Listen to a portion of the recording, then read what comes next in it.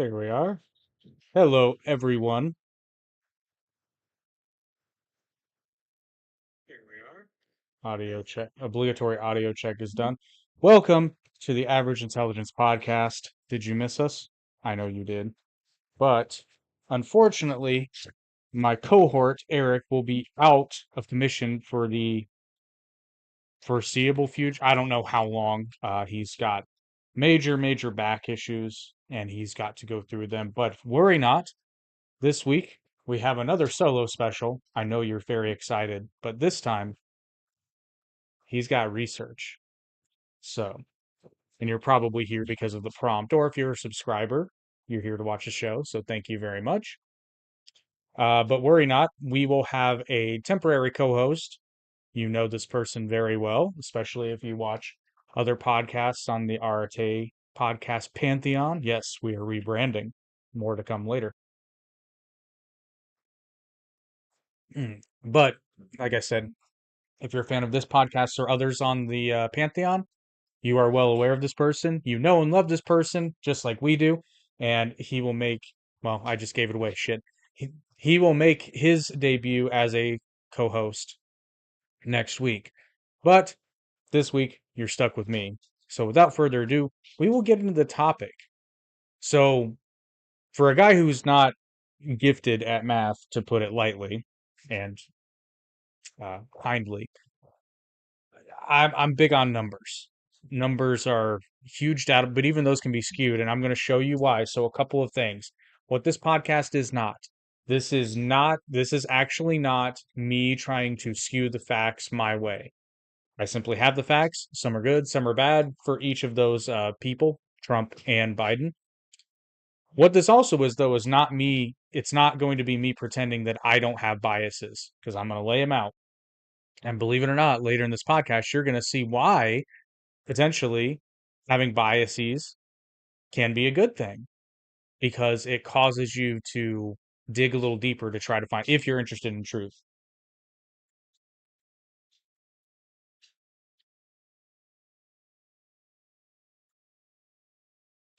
Yeah, we are. You'll know, Justin. You'll know. But lost my train of thought there. What this podcast is not. I'm not going to try to flip you one way or another. I'm just going to give you some facts, some perspective. Now, the perspective is my perspective. I am completely opening to my bias here.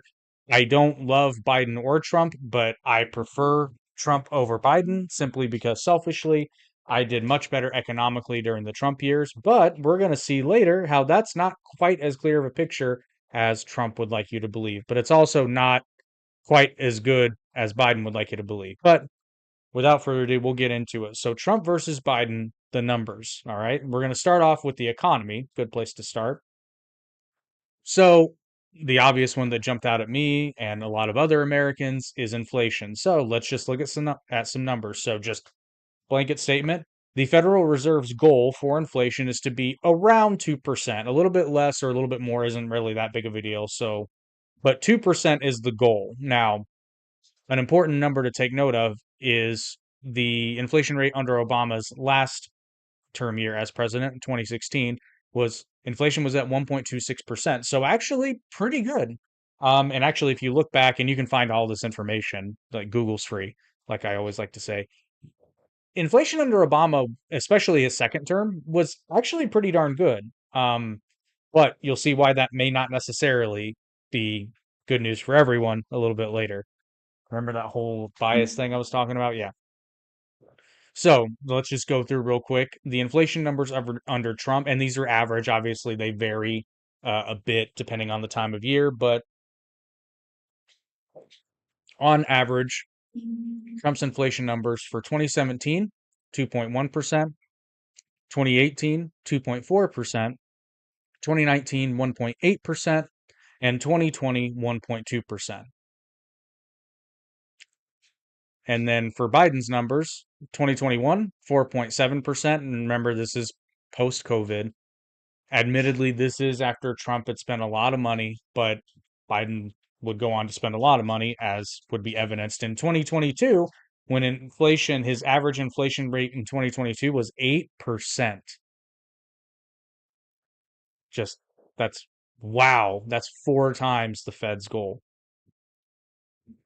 2023, inflation went back down to 4.1%. And as of now, so I was collecting these numbers on Friday. So as of Friday, the current inflation rate for 2024 is 3.48%. So not terrible. And it's definitely gone way down from 8%, less than half. It's gone down more than half. You know what I mean? It's less than half of what it was. That's always a confusing expression, less than half. Um, but it's still high of the Fed's goal. So that brush paints a pretty clear picture. And again, you can blame some of the inflation. I don't even know if you can, though. This is where, like, I always say economists are not experts because every economist has their own economic theory. And nobody actually knows what's going to happen because, unfortunately, in a free market system, there are way too many variables. But high inflation is always a bad thing. So, you know, Biden was never under 3%. And Trump never broke 2.5% ever. Now, what's interesting though is that Obama, generally speaking, had better inflation rates than Trump. So that's a very interesting thing to look at. Now, this can be explained by the next topic though, or partially explained, because none of this is like A, B, and C. It's more like, well, this stream could be because of this, but it joins from there's multiple facets of all these. But Obama's inflation rates could be partially explained at least by the next topic, which is GDP. Now, this was fascinating to research because the way the news talks about GDP, right, and inflation is basically that GDP growth is good, inflation bad. But they never really go into how they're related to each other and how they impact each other directly. So, first of all, we'll just go through the numbers. And because percentages sound scary in this realm, I also have the actual dollar amounts. So, Obama's GDP numbers for his second term 2013, GDP was up 1.84%. So, roughly 16 billion 800, I'm rounding obviously, but roughly 16 billion 800 million dollars gross domestic product, which for those of you who don't know, gross domestic product is just the sort of economic catch-all for the economic output of a country.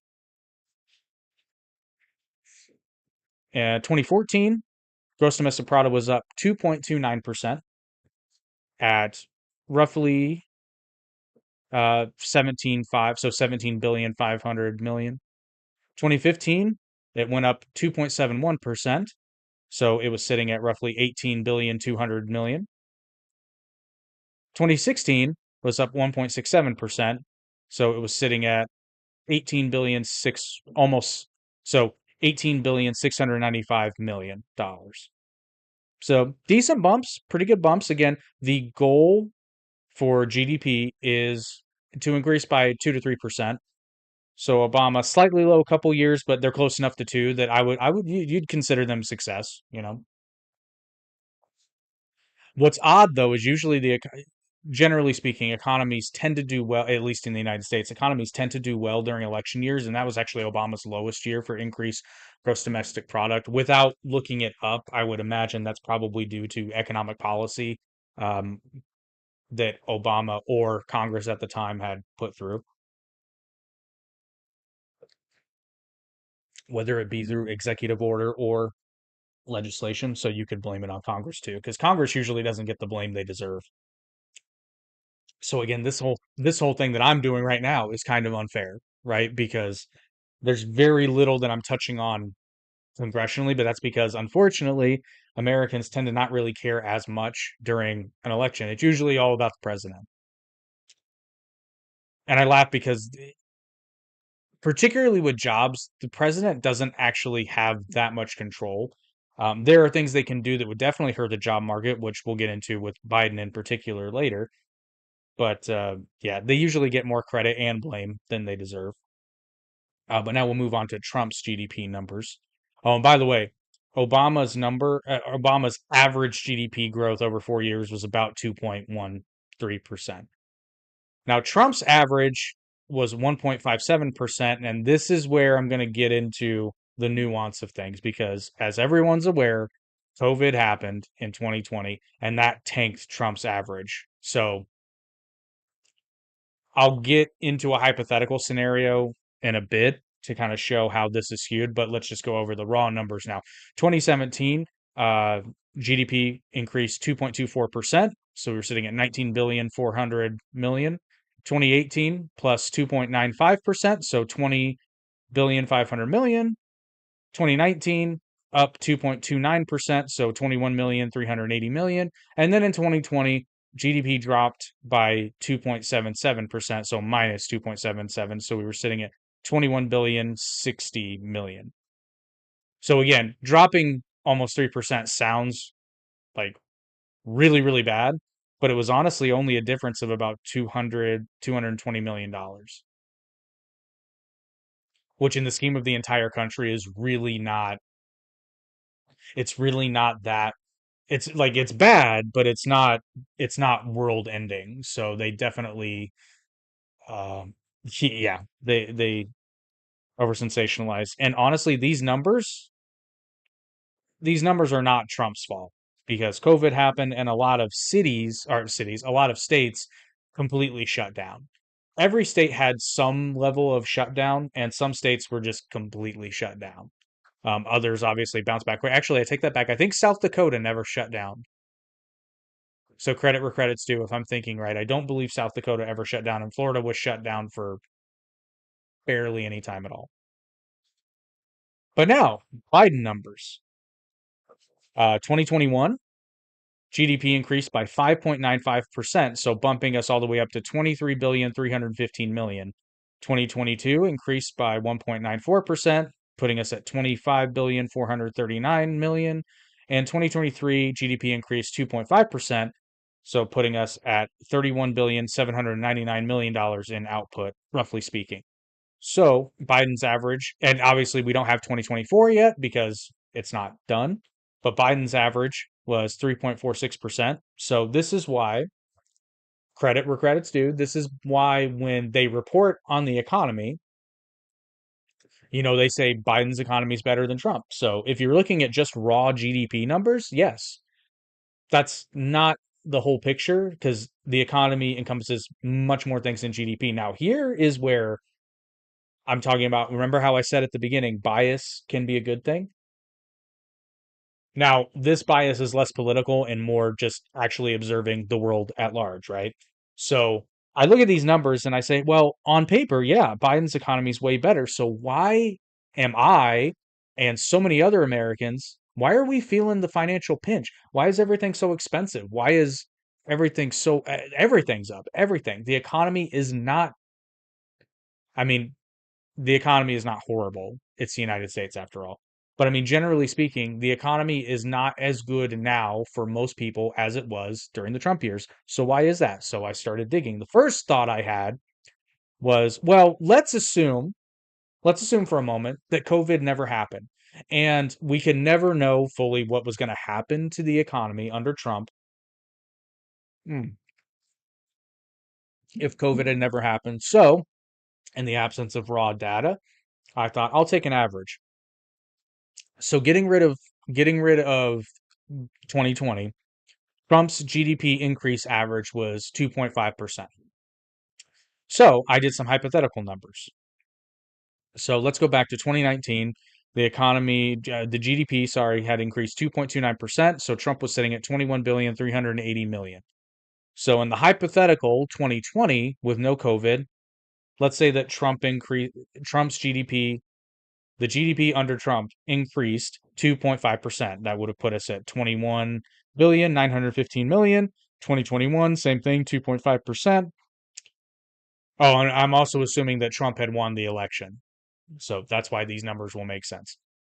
So let's say that Trump runs in 2020. So then 2021, let's say it increased by another 2.5%, which would put us at 22 billion 463 million. 2022, another 2.5%, 23 billion 24 million. And 2023, another 2.5. That would have been putting us at 23 billion 600 million. Now, here's the kicker. Let's compare. So Biden's number of gross domestic product was 31,799,000,000. Trump's hypothetical, if it had increased by the average, which there's a lot of evidence to suggest that those numbers would have been higher. But based on my assumption, and again, my conservative assumption, the GDP under Biden was still better than Trump's would have been if you take his average rate of increase prior to COVID. And that was when everyone was talking about, oh, the economy's so great, the economy's so great. So that really confused me. And I'm not so delusional, naive, and I am not as big of a Trump supporter to say, well, that just doesn't matter. No, those numbers mean something. So I'm thinking, okay, why is the Biden economy so much, why is the Biden GDP so much higher, and yet the economy is so, people are feeling the pinch? Why is this? And I actually wrote in my data sheet here. So if Biden's economy numbers are so good, why does it seem like your dollar isn't going as far? I was racking my brain and I found an answer thanks to Investopedia. And I'm just taking a little excerpt from their main article and I'm just going to read it verbatim. The relationship between inflation and GDP. Now, again, this is not the entire article, but this is the section that was particularly intriguing to me. So I highly recommend, again, this is an Investopedia. You can, again, Google's free. So the relationship between inflation and economic output, GDP, plays out like a delicate dance. For stock market investors, annual growth in the GDP is vital. If the overall economic output is declining or merely holding steady, most companies will not be able to increase their profits, which is the primary driver of stock performance. However, however, this is where it gets good. However, too much GDP growth is also dangerous, as it will most likely come with an increase in inflation, which erodes stock market gains by making our money and future corporate profits less valuable. This is why, again, Biden likes to tout the Dow. Well, the Dow steadily increases every year. But I bet you, and again, I didn't think to look up these numbers. I bet you if you look at the percentage of increase, it's lower. So so this is a bit of a tangent, but this is, you'll see why I'm saying it this way. So I've always been really wary of percentages. And it really came to fruition for me during COVID because I noticed something. I noticed that whenever they were reporting COVID numbers, they would always choose. So basically, when you're reporting numbers, you have two options. You can basically broadcast percentages, or you can broadcast raw numbers. And what I found is, generally speaking, anyone, and this is anyone, but generally speaking, people will report numbers that make them appear the most favorable or accomplish their mission more. So, for example, if you want to make everyone scared, you're going to report the number that seems the highest. But when you actually look at the opposite, it usually doesn't correlate. So, for example, when they were reporting COVID death tolls, they were reporting hard numbers. And I don't remember offhand, but they would say something like, depending on what they were talking about, they would give the death toll like 1 million or something. But when you actually did the percentage of the people who, the mortalities, or even, you know what, I'm even going to use a better example. Well, no, that's the best example. So if you compare the percentage rate to the raw numbers of COVID mortalities, and again, I'm not going to get into the nitty gritty about the comorbidities and all that. That's irrelevant to my point. There's a discussion to be had there, but it's not important now. Um, so and again, the raw numbers were big. I'm not disputing that, and I'm not trying to downplay the mortalities. All I'm saying is that they reported the raw numbers, but if you looked at the percentages, it was less than 2%, which basically meant you had a survival rate of approximately 98 and a decimal point percent. So roughly 98% chance of full recovery. That's a lot less scary. Um, but you'll also see if they're trying, if they were, let's say they were trying to downplay those numbers, I guarantee you they would have reported the percentage mortality rate. They would have been like, oh, well, only 2%. Guaranteed. Look out for that. And it can be anything. Anything. Even if you're a shareholder, major shareholder in a company, Look at how much how they identify their profits. Is it a percentage increase? Because a 50% increase from one is two. No, I'm sorry, that's 100. I'm sorry. A 50% increase from one is $1.50. I told you I wasn't great at math. So so if you made 50 cents profit, that wouldn't even necessarily be profit, would it?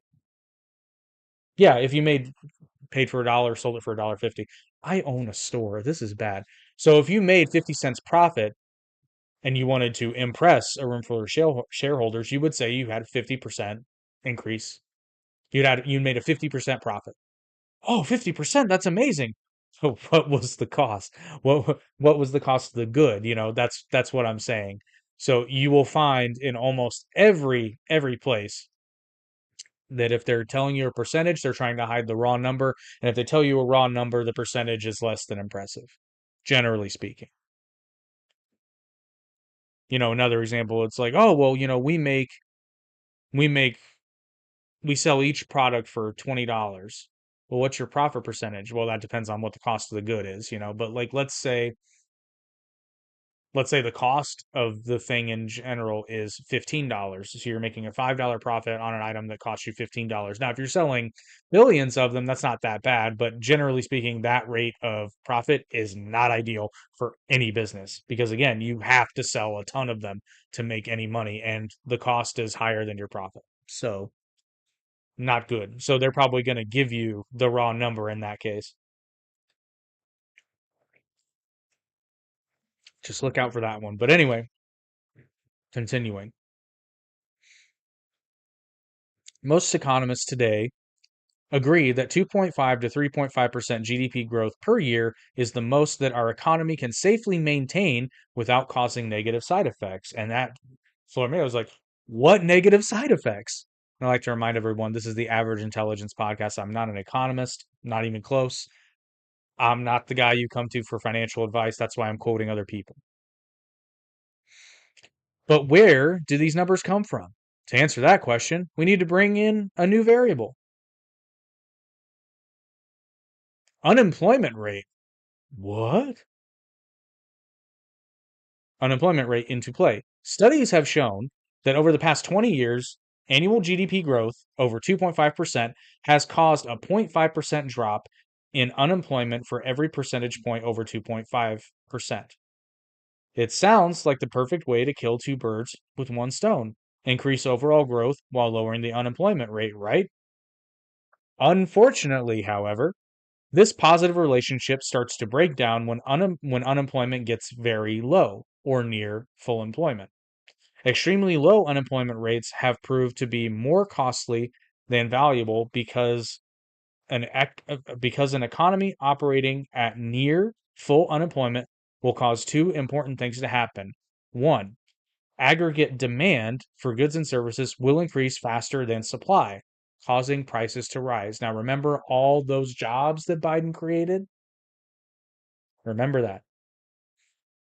And I don't have the hard numbers here, but again, like I said, I'll give credit where credit's due. The recovery was pretty good, almost too good, in fact, because it's well documented that a lot of those jobs created under Biden actually are literally jobs created by Biden because a great many of them were created by and for the federal government.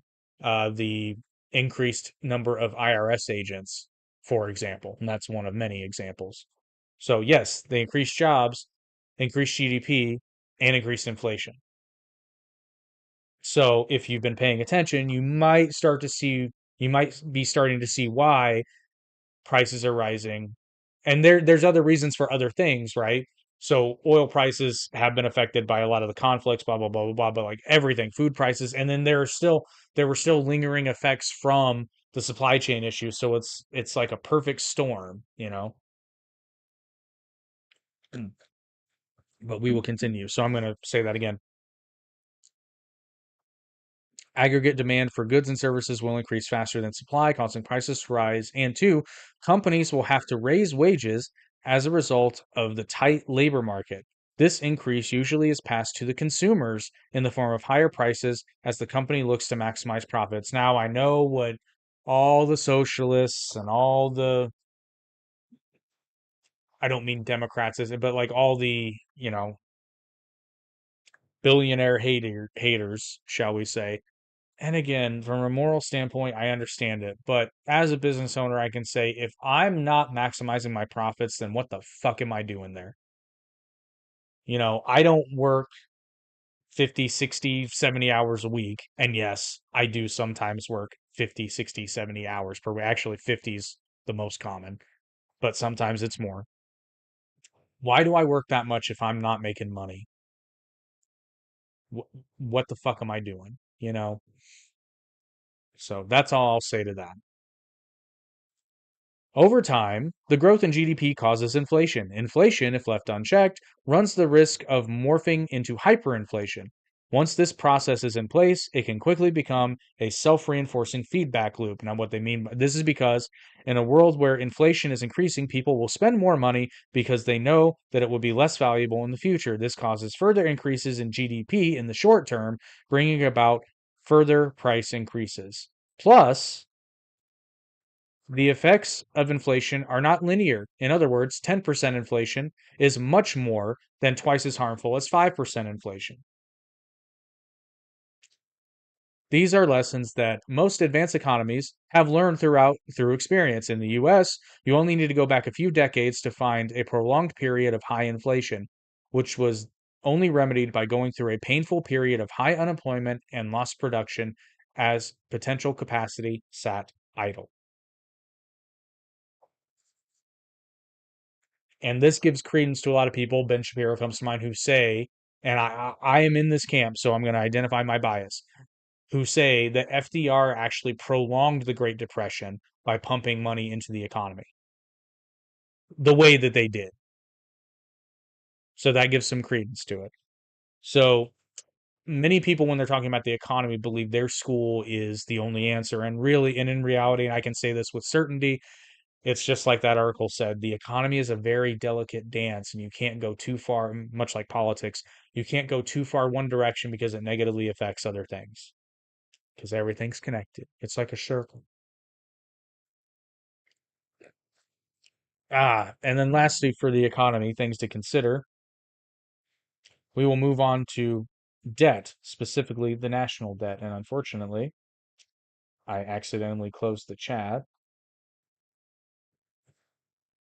There we go. Got it back.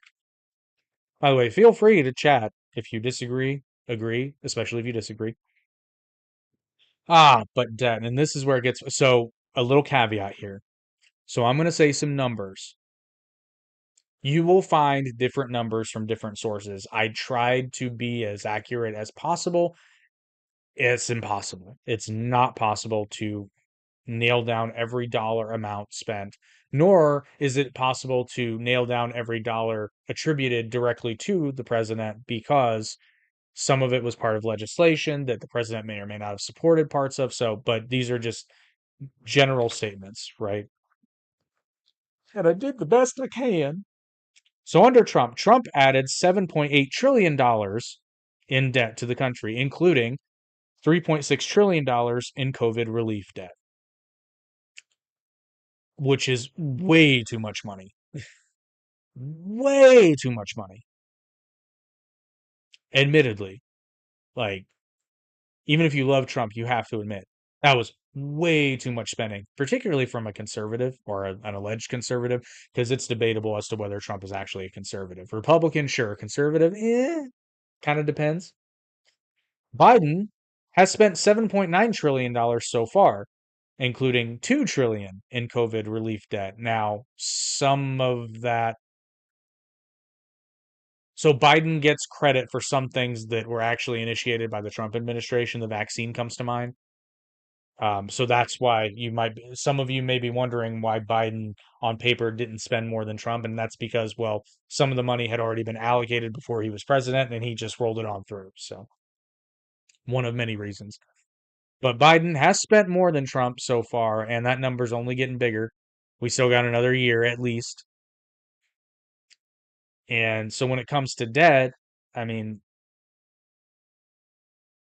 honestly, both economies under each president were pretty good, and there's too many variables to place the blame on the downturn that happened in 2020. So between the presidents on anything other than COVID. COVID turned the entire world upside down, and it's amazing how many people have forgotten that already.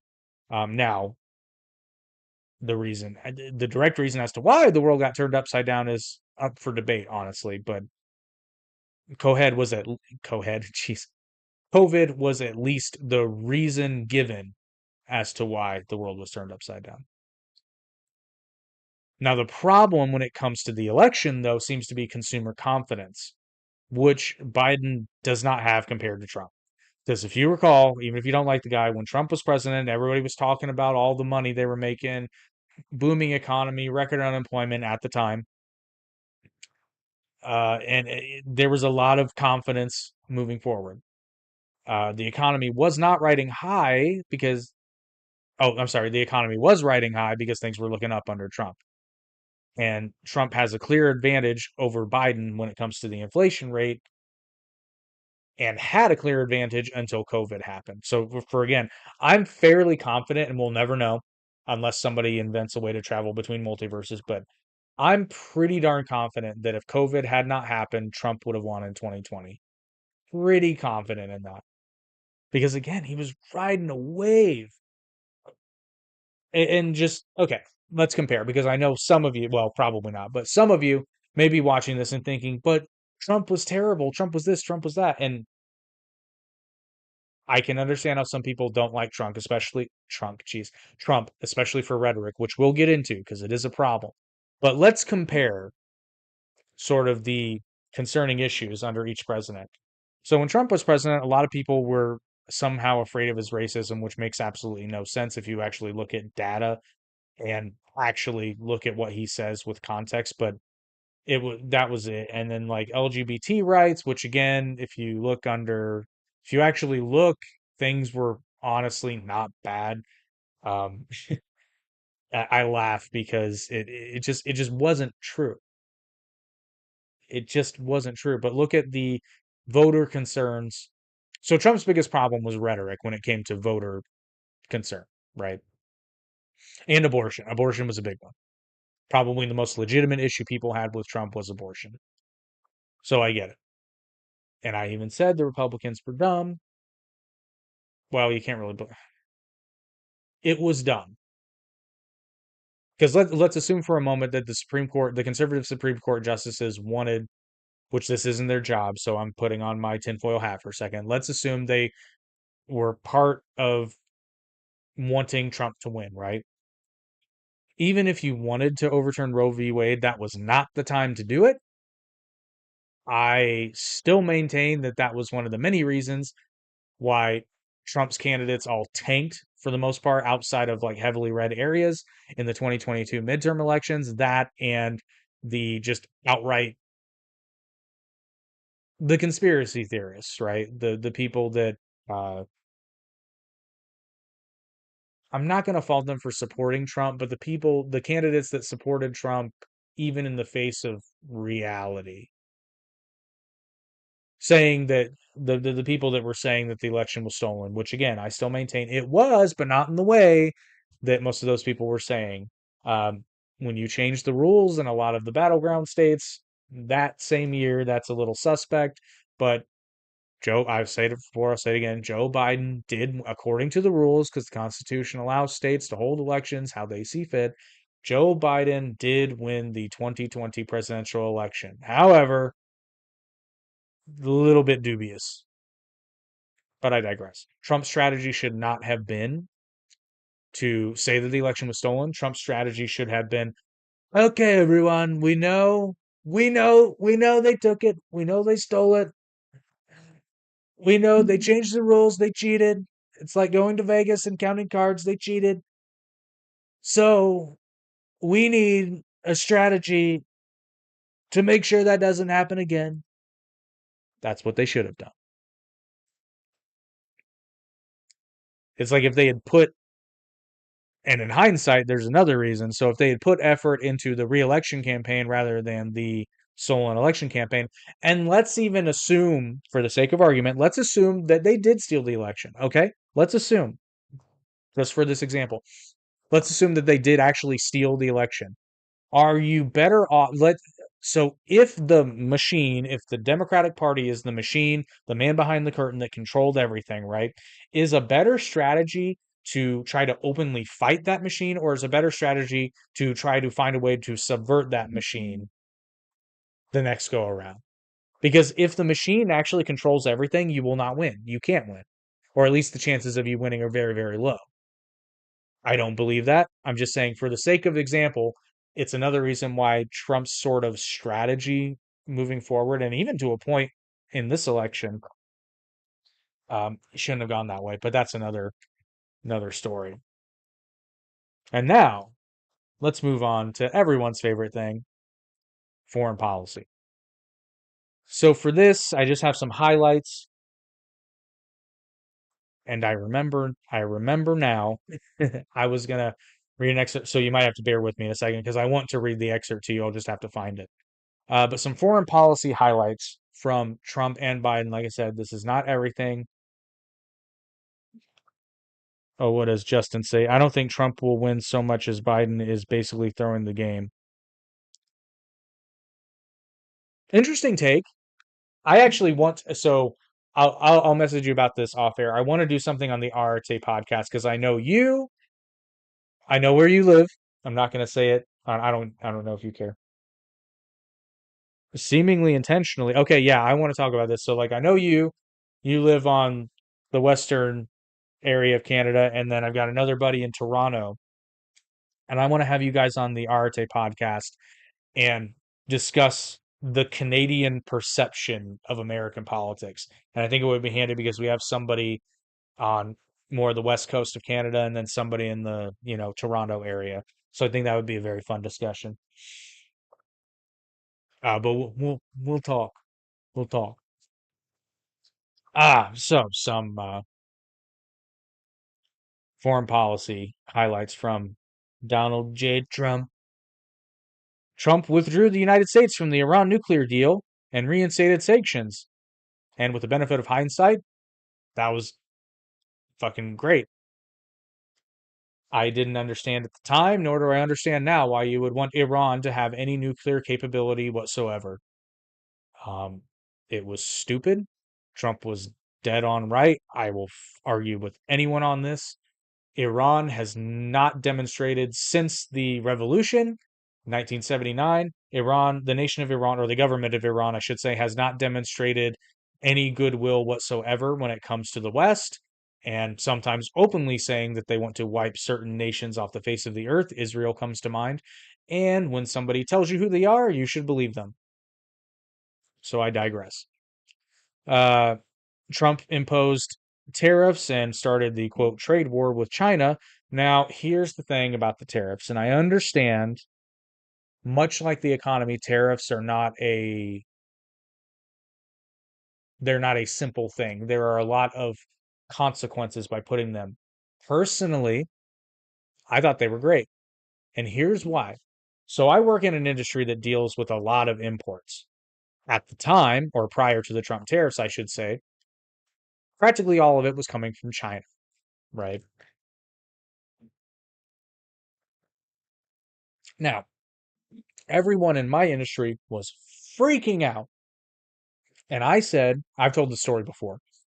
I said at the time, though, I said, this will suck for 6 months to a year. Because what's going to happen is if they can't import them from China without the huge tariffs, what they did up front is everybody put a surcharge because it was still coming from China, right? But what virtually every manufacturer did was they moved their manufacturing from China to various other places in Southeast Asia. But I suspected, and I was right, a lot of them moved their manufacturing to Mexico.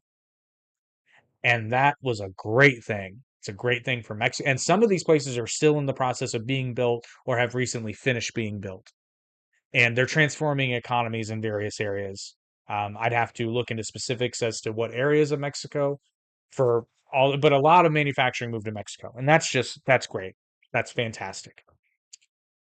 It cuts down on transportation costs for one thing, and a better economy in Mexico means less people trying to enter the United States seeking a better financial situation in life, which takes the pressure off the United States immigration system and is just makes Mexico a better partner to work with the United States and Canada, like the North American trade agreements. It's good. This is good stuff. And taking money out of China is also good stuff. So I supported Trump wholeheartedly. And sure enough, within I'd say 6 to 9 months, pretty much everything I predicted was going to happen happened. We had about a 50-50 split of manufacturers of the various products we carry. About half of them went to Mexico, and about another half of them went to other areas in Southeast Asia, whether it be Thailand, Cambodia, Malaysia, Vietnam. A lot of places went to Vietnam. Even some moved their manufacturing to South Korea, and some did get caught. Not our manufacturer. Well, actually, one of our manufacturers did get caught. Um, Basically still manufacturing in China, but then sending it to, I think it was Vietnam, to get repackaged.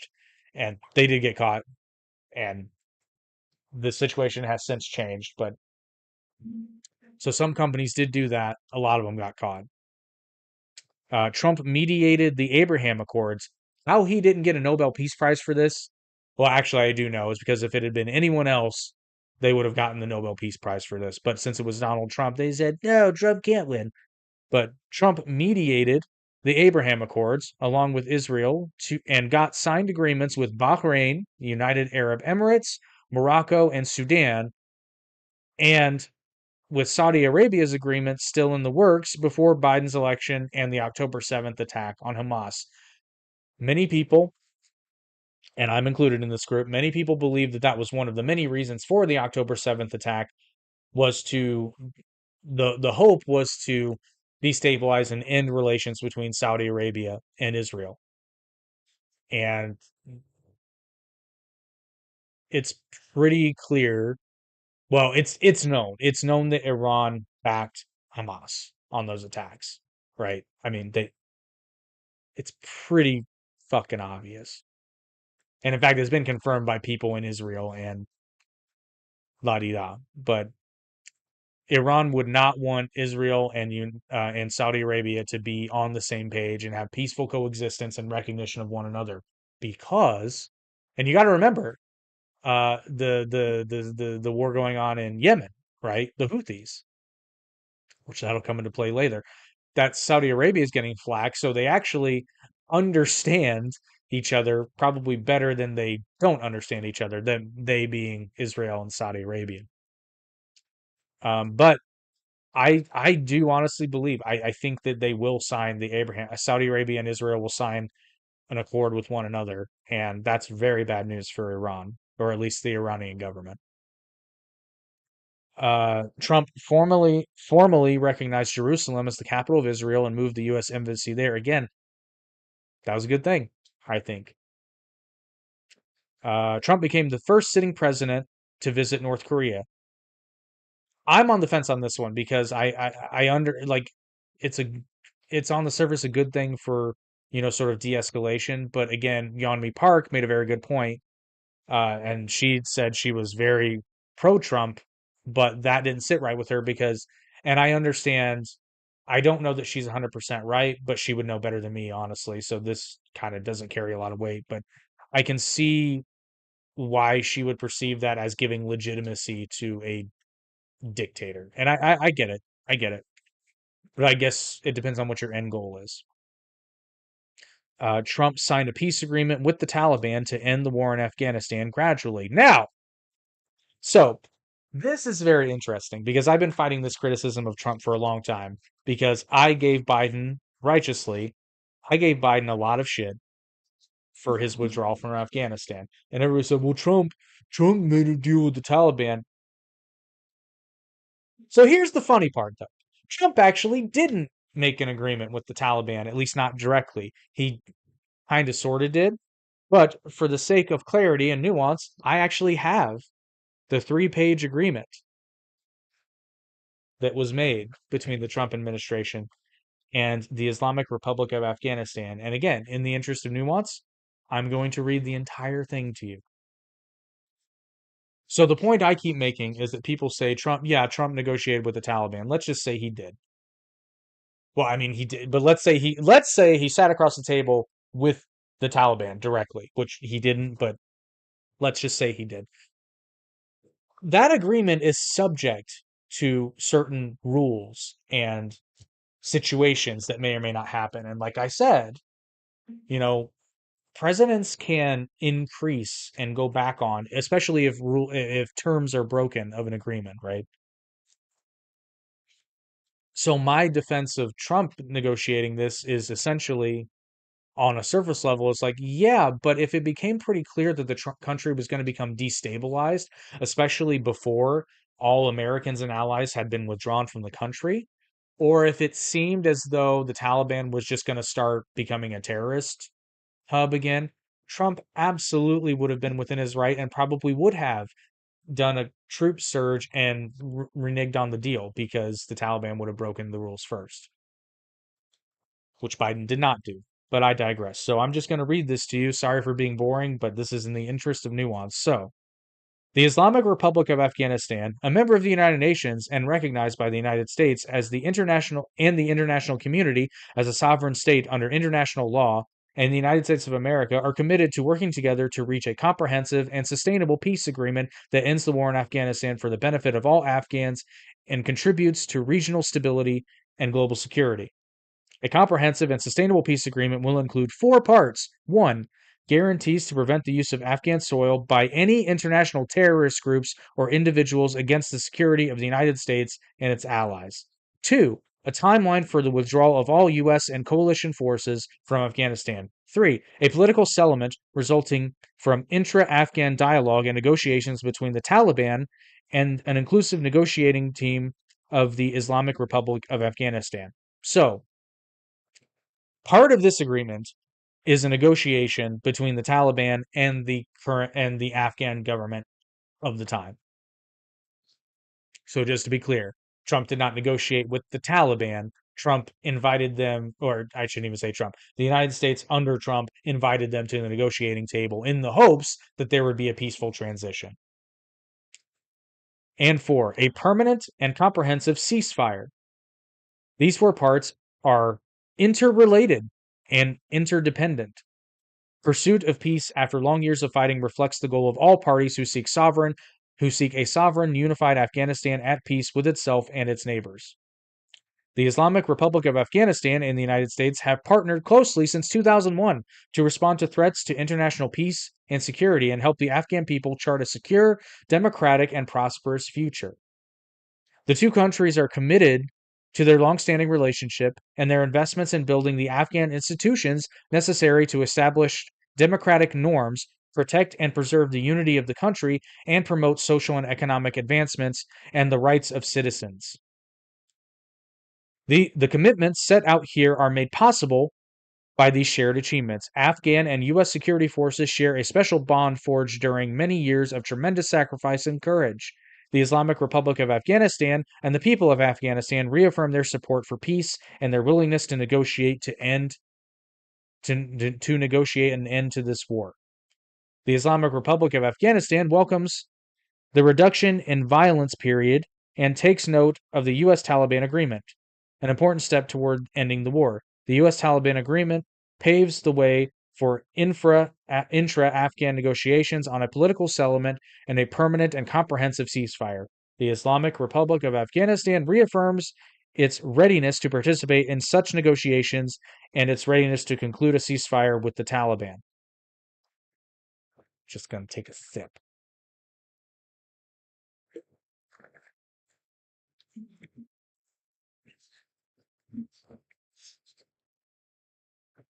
The Islamic Republic of Afghanistan furthermore reaffirms its ongoing commitment to prevent any international terrorist groups or individuals, including Al Qaeda and ISIS K, from using Afghan soil to threaten the security of the United States, its allies, and other countries. To accelerate the pursuit of peace, the Islamic Republic of Afghanistan confirms its support for the phased withdrawal of U.S. and coalition forces subject to the Taliban's fulfillments of its commitments under the U.S. Taliban agreement and any agreement resulting from intra Afghan negotiations. The Islamic Republic of Afghanistan and the United States therefore have made the following commitments. Part 1. The Islamic Republic of Afghanistan and the United States recognize that Al Qaeda, ISIS-K, and other international terrorist groups or individuals continue to use Afghan soil to recruit members, raise funds, train adherents, and plan and attempt to conduct attacks that threaten the security of the United States, its allies, and Afghanistan. To address this continuing terrorist threat, the Islamic Republic of Afghanistan and the United States will continue to take the following steps to defeat Al Qaeda, its affiliates, and other international terrorist groups or individuals. 1. The Islamic Republic of Afghanistan, reaffirms its continued commitment not to cooperate with or permit international terrorist groups or individuals to recruit, train, raise funds, including through the production or distribution of narcotics, transit Afghanistan, or misuse its internationally recognized travel documents or conduct other support activities in Afghanistan and will not host them. 2. The United States reaffirms its commitments regarding support for the Afghan security forces and other government institutions. So right there, part of the agreement gave Joe Biden the proper, I guess, excuse to send troops back into Afghanistan when the Taliban started fucking killing people.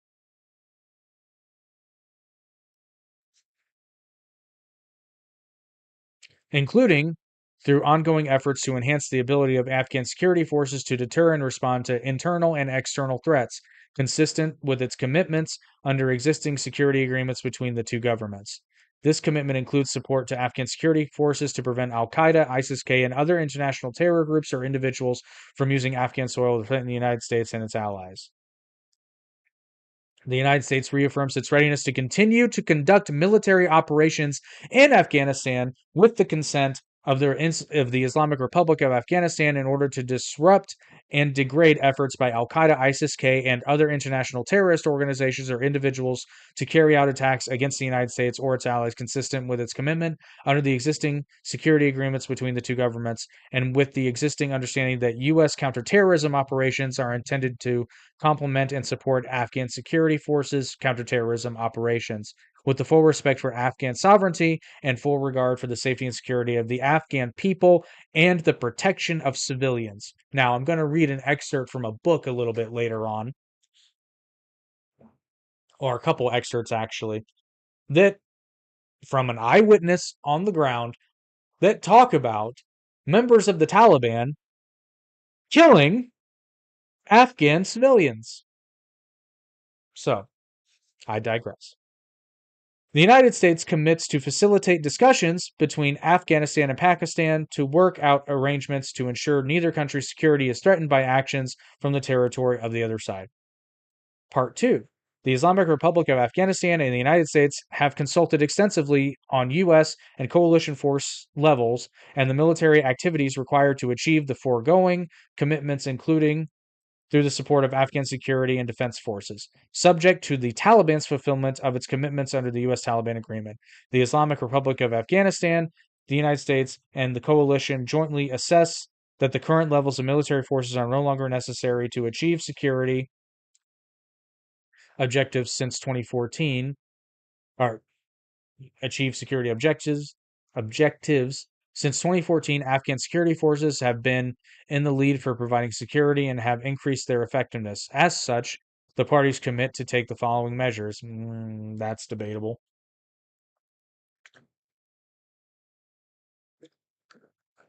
It's debatable in the sense that, yes, and again, this is not coming from me, this is coming from people who are actually over there. Yes, the Afghan security forces were in the front, but that seems to, obviously, that seems to only be the case because the people who would attack them knew that the United States was there in the back. The United States will reduce the number of U.S. military forces in Afghanistan to 8,600 and implement other commitments in the U.S. Taliban agreement within 135 days of the announcement of this joint declaration and the U.S. Taliban agreement, and will work with its allies and the coalition to reduce proportionately the number of coalition forces in Afghanistan over an equivalent period, subject to the Taliban's fulfillment of its commitments under the U.S. Taliban agreement.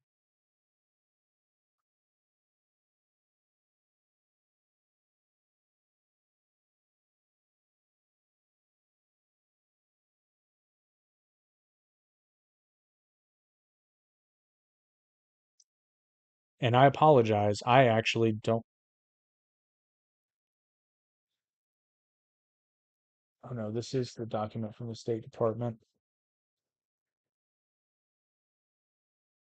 This is the U.S. Taliban agreement. Okay.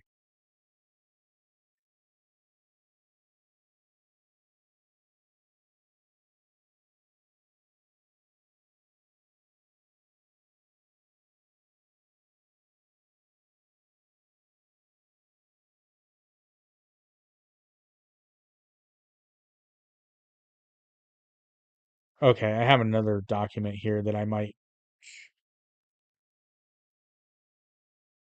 So there's less than time of withdrawal after the announcement guarantees below a permanent comprehensive ceasefire, blah, blah, blah. Political will take final measures. Oh, okay. So this is just reiterating. Got it. Okay. So yeah, this is the agreement. Okay, consistent with the joint assessment and determination between the United States and the Islamic Republic of Afghanistan, the United States, its allies, and the coalition will complete the withdrawal of their remaining forces from Afghanistan within 14 months following the announcement of this joint declaration and the U.S. Taliban agreement, and will withdraw all their forces from remaining bases subject to the Taliban's fulfillment of its commitments under the U.S. Taliban agreement. The United States reaffirms its commitment to seek funds on a yearly basis that support the training, equipping, advising, and sustaining of Afghan security forces so that Afghanistan can independently secure and defend itself in the international against internal and external threats, kind of like the Taliban overrunning them. Yeah. To create the conditions for reaching a political settlement and achieving a permanent, sustainable ceasefire, the Islamic Republic of Afghanistan will participate in a U.S. facilitated discussion with Taliban representatives on confidence building measures to include determining the feasible of releasing significant numbers of prisoners on both sides. The United States and the Islamic Republic of Afghanistan will seek the assistance of the ICRC to support this discussion. With the start of intra Afghan negotiations, the Islamic Republic of Afghanistan commits to start diplomatic engagement with members of the UN Security Council to remove members of the Taliban from the sanctions list with the aim of achieving this objective by May 29, 2020, and in any case, no later than 30 days after finalizing a framework agreement and a permanent and comprehensive ceasefire. Part 3. The United States will request the recognition and endorsement of the UN Security Council for this agreement and related arrangements. The United States and the Islamic Republic of Afghanistan are committed to continue positive relations, including economic cooperation for reconstruction. The United States will refrain from the threat or the use of force against the territorial integrity or political independence of Afghanistan or intervening in its domestic affairs. The United States will continue to work to build regional and international consensus to support the ongoing effort to achieve political settlement to the principal conflict in Afghanistan. So somehow, I think I confused myself.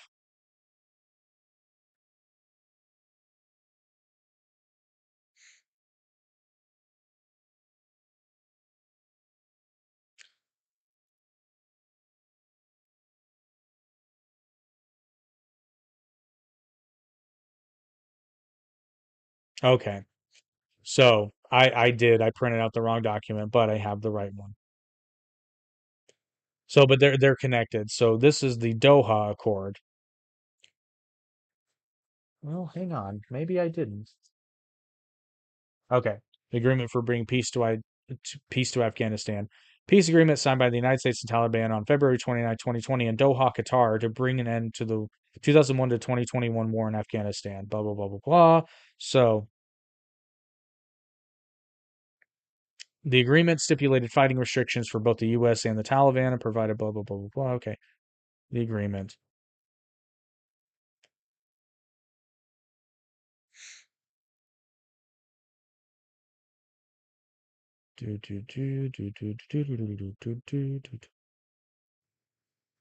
Okay, the intra-Afghan negotiations were scheduled to begin on March 10th, 2020 in Oslo, Norway. The composition of the Afghan government negotiating team was not determined because the result of the 2019 Afghan presidential elections were disputed. The deal required the Afghan government to release 5,000 Taliban prisoners by the start of the talks in a prisoner exchange for 1,000 government soldiers held by the Taliban.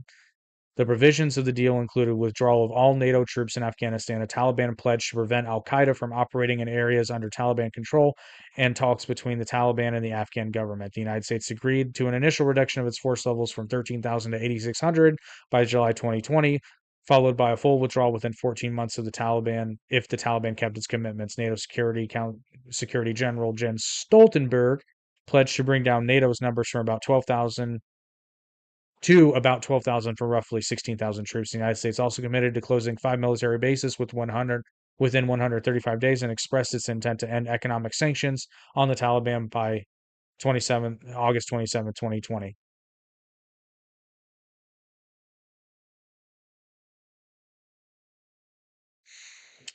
The U.S. Taliban deal called for intra Afghan dialogue and negotiations for a quote permanent and comprehensive ceasefire to start March 10th. The Afghan government was not a party to the U.S. Taliban deal.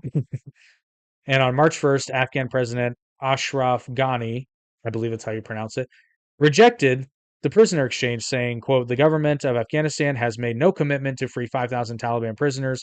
The release of prisoners is not the United States authority, but it is the authority of the government of Afghanistan. Ghani also stated that the prisoner exchange, quote, cannot be a prerequisite for talks, but must be part of the negotiations. On March 2nd, a Taliban spokesperson said that they were, quote, fully ready for the intra-Afghan talks, but that there would be no talks if about 5,000 of their prisoners were not released. He said that the agreed upon period of reduction in violence was over and that operations against Afghan government forces could resume. Nevertheless, the negotiations between the Afghan government and the Taliban for release of prisoners began as planned on March 10th, 2020. However, on the same day, Ghani also signed a decree that release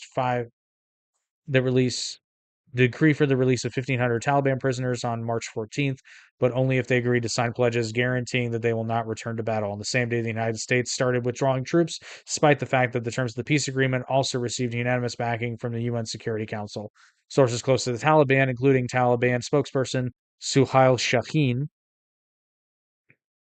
afterward announced that the group had rejected Ghani's prisoner swap decree and still insisted on the release of 5,000 Taliban prisoners. On March 14th, 2020, Javid Faisal, a spokesperson for the National Security Council, announced that Ghani had delayed the release of Taliban prisoners, citing a need to review the list of prisoners, thus endangering the peace agreement between the U.S. government and the Taliban. Okay, here we go. Blah, blah, blah, blah. I want to know what the actual terms were.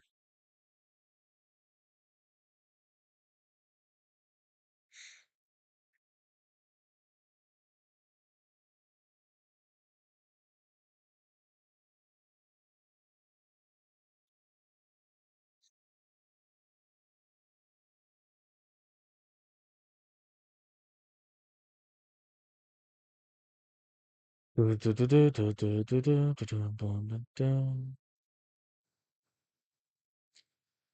want to know that. So basically, the whole thing was fucked from day one.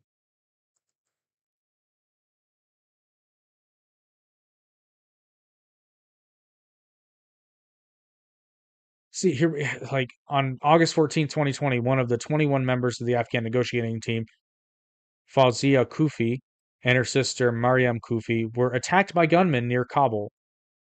Fawzia Kufi is a prominent human rights activist in Afghanistan who has been vocal in denouncing the Taliban. Taliban officials accused the Afghan government of intentionally postponing the release of 100 Taliban detainees in order to hamper negotiations. By September 2020, the Afghan government had freed about 5,000 Taliban prisoners after a request from the Trump administration. A government mediation team remained on standby to travel to Doha for talks with the Taliban, but delays persisted. After signing the U.S. Taliban deal on February 29, 2020, insurgent attacks against Afghan security forces surged. The Taliban resumed defensive operations against the Afghan army and police on March 3, 2020, conducting attacks in Kunduz and Helmand provinces. On March 4th, the U.S. conducted airstrikes on Taliban fighters in Afghanistan's southern Helmand province.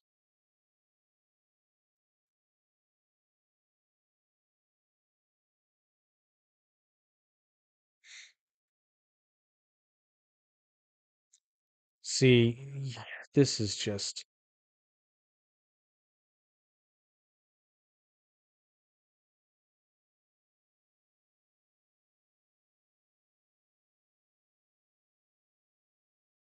see, on July 1st, 2020. So, okay, I just this just makes it look even dumber. Sorry, gotta check the live chat to see. Okay, nobody's said anything about this.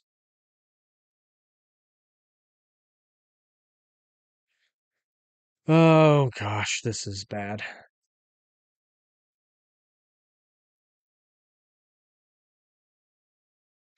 On July 1st, 2020, the U.S. House Armed Services Committee overwhelmingly voted in favor of an amendment to the National Defense Authorization Act to restrict President Trump's ability to withdraw U.S. troops from Afghanistan below the 8,600 that had been acted upon.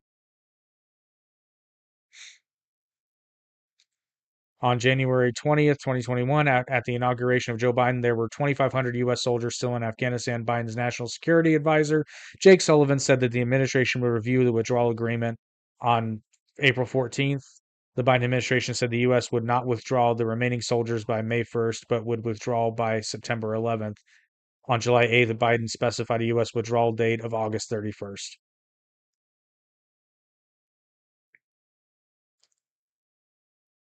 Throughout August 2021, the Taliban rapidly took control of the country by force. The remaining U.S. soldiers were withdrawn on August 30th, 2021.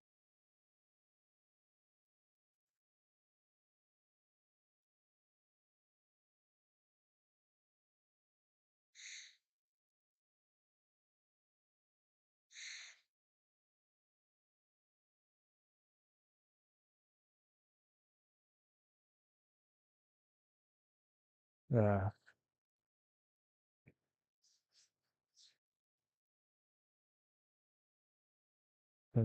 tries to deflect blame. So, yeah. And again, from the Associated Press, literally, was Biden handcuffed by Trump's Taliban deal in Doha, which is what he claims. I never had an option. So the article starts talking about Trump's deal in 2020. 18 months later, President Joe Biden is pointing to the agreement signed in Doha, Qatar, as he tries to deflect blame for the Taliban overrunning Afghanistan in a blitz. He says it bound him to withdraw U.S. troops, setting the stage for the chaos engulfing the country. But Biden can only go so far in claiming the agreement boxed him in. It had an escape clause. The U.S. could have withdrawn from the accord if Afghan peace talks failed. They did, but Biden chose to stay in it, although he delayed the complete pullout from May to September.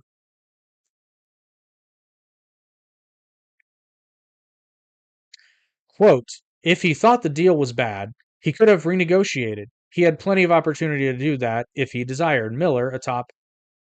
Chris Miller, a top Pentagon counterterrorism official at the time the Doha deal was signed, said in an interview.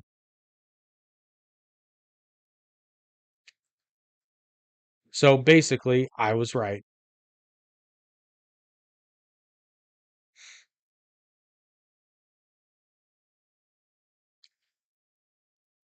Quote, the Doha agreement was a very weak agreement, and the U.S. should have gained more concessions from the Taliban, said Lisa Curtis, an Afghanistan expert who served during the Trump administration as the National Security Council's senior director for South and Central Asia. She called it, quote, wishful thinking to believe that the Taliban might be interested in a lasting peace. The resulting agreement, she said, was heavily weighed toward the Taliban, contributed to undermining Afghan President Ashraf Ghani. He fled the country Sunday and is now in the United Arab Emirates and facilitated the release of 5,000 Taliban prisoners without a commensurate concession from the Taliban. And yeah, Biden, in an ABC interview that aired Thursday, said he was confronted with the deadline soon after taking office. Quote, do I say we're staying? And do you think we would have to put a hell of a lot more troops? Even without Trump's deal, Biden said, quote, he, quote, would have tried to figure out how to withdraw those troops and said that, quote, there is no good time to leave Afghanistan. Well, yeah, but there's no good time, but there's really fucking bad times and bad measures. Oh, sorry, so you're not first, buddy. But I appreciate it. So yeah, just for some context, I know that was a bit of a detour, but I think context is very important here. Trump also cut ties with the World Health Organization after the handling of the COVID-19 pandemic, which showing my bias real hard. I agree.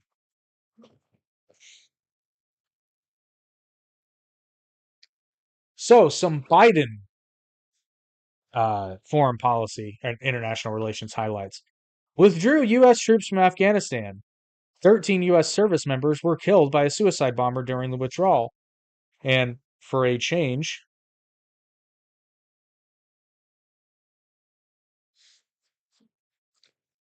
well, I'm sorry, I have another.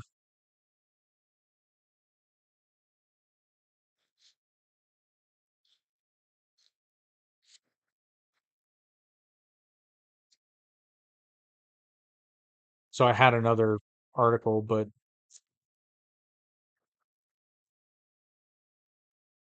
I actually don't need to.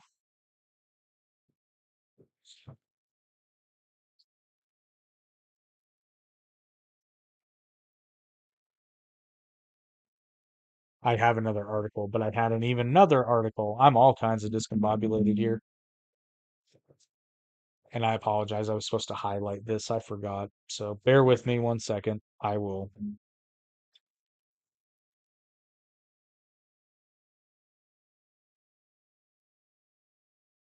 Okay, so we have an article from ABC News. 2 years on, Afghanistan withdrawal continues to cast pall on Biden administration.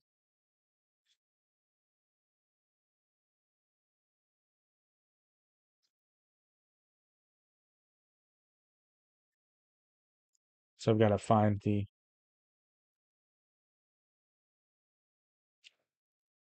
So a couple of excerpts from this article. Again, this is ABC News. The article is titled 2 Years On, and this is published August 31st, 2023. 2 years on, Afghanistan withdrawal continues to cast pall on Biden administration analysis.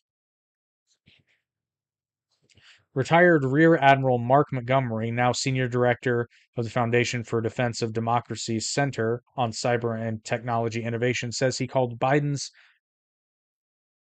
myopic approach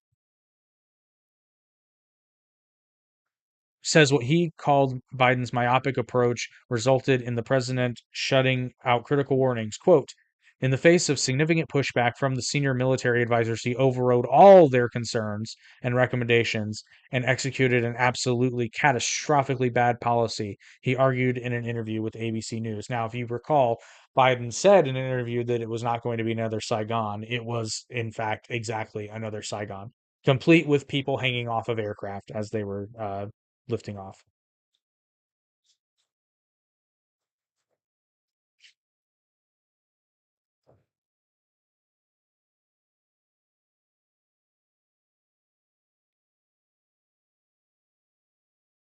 And then we have, um, and then there's the fact that, yeah, Biden withdrew, but there were still Americans left in the country. That's how botched this whole operation was.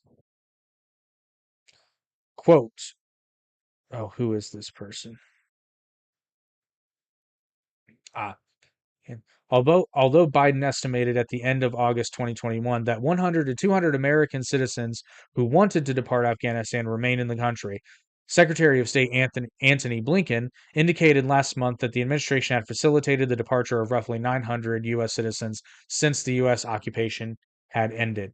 Quote, I believe some 900 or so additional American citizens who've told us at one point or another that they wanted to leave, we've made sure we could get yeah, we've made sure could get home, he said at a press availability.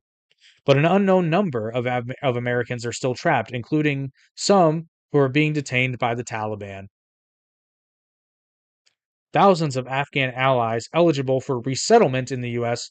are still also awaiting relocation. That sounds like a violation of the agreement to me to detain American citizens.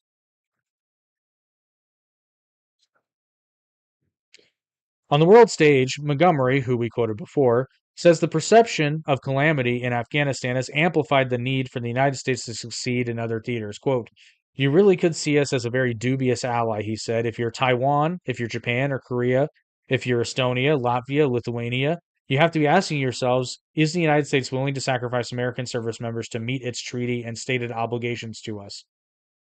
By backing Ukraine, Montgomery says the administration has restored some of its standing in the eyes of the world, but not all, especially when it comes to deterring adversaries from inciting conflict.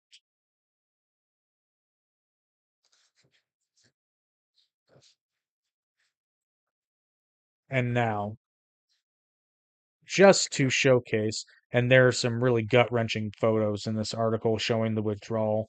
There's a service member holding a baby that had just been thrown over the fence, and there's another man trying to lower his child down to U.S. military forces. It's fucking sad. But another excerpt, where are we? There we are.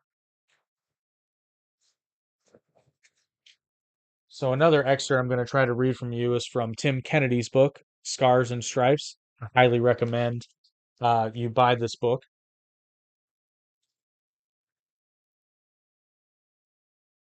not least of which by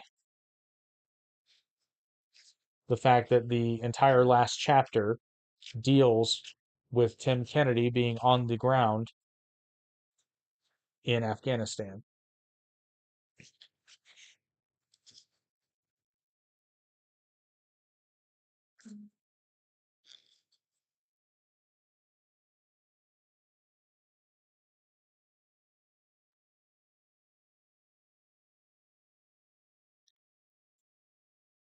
So I'm sorry, I'm just trying to find a couple of.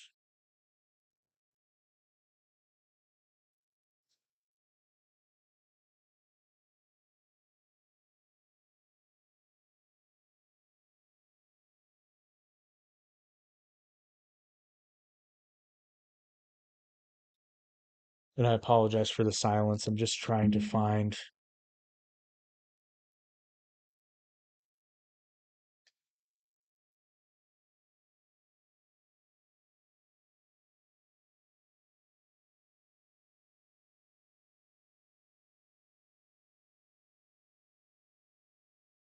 Okay, so this is one excerpt. I wait quietly in the night and send a WhatsApp message to my target. Quote, I'm here. Send me a signal, I command.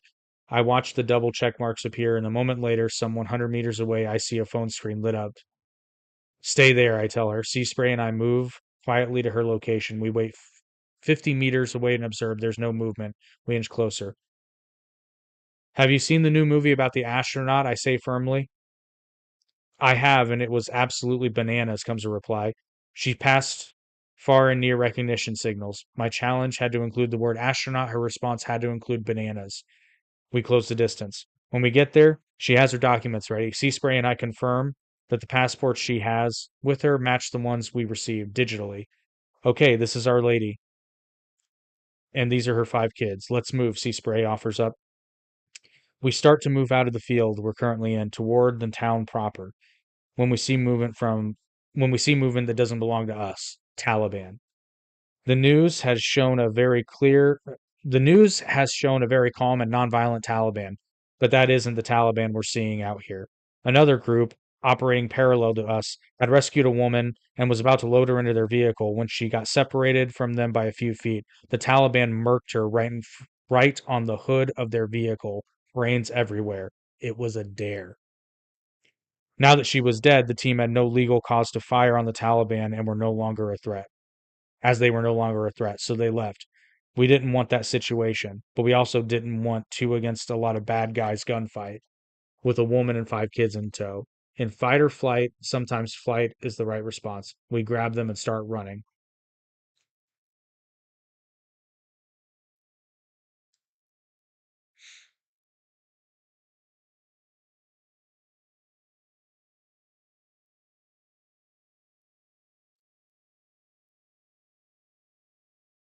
And then there's another quote somewhere. So the reason Tim Kennedy was in Afghanistan is because one of his friends who also served in the military had an interpreter.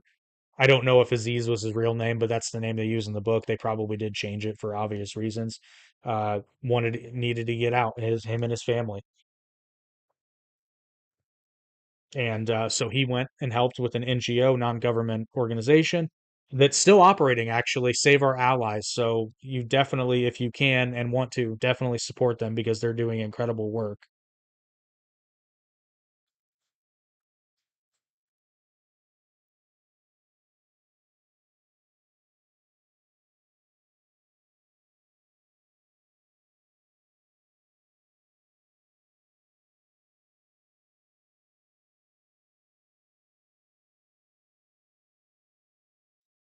So Tim Kennedy was actually there.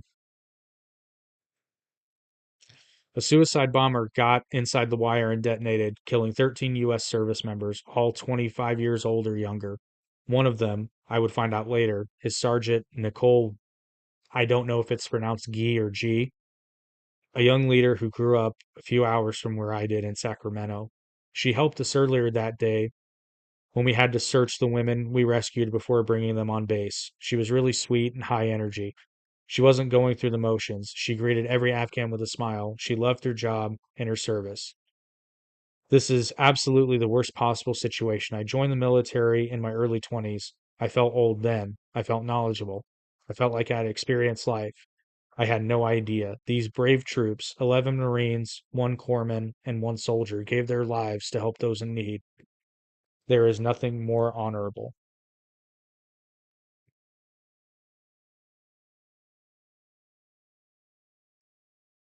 And let's see here.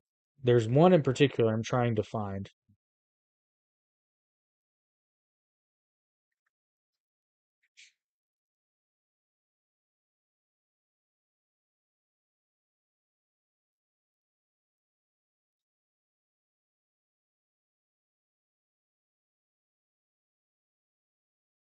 I think it was earlier.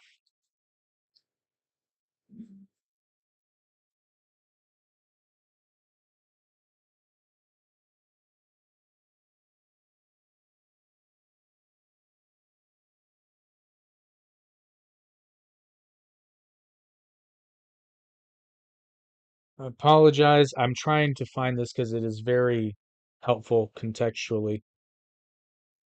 Oh, okay, I found it.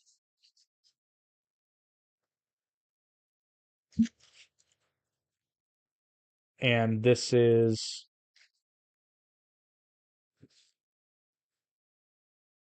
Nick Palmashenko, who it's obvious who he's quoting, but I'm starting at the quote.